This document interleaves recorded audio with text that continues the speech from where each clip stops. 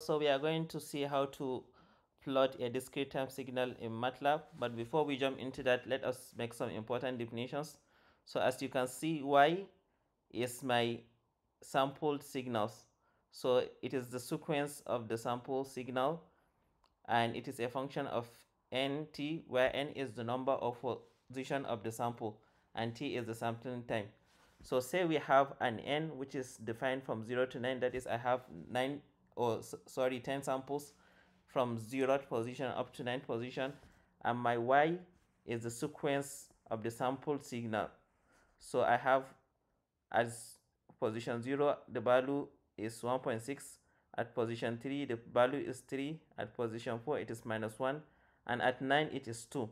So all you need to do now is to use the stem function in MATLAB, and the first argument is the position n, and the second argument is the sequence of the sample signals. And let it be a red. Let me make it thick so that you can see it more clearly. So plotting it, as you can see, this is my signal.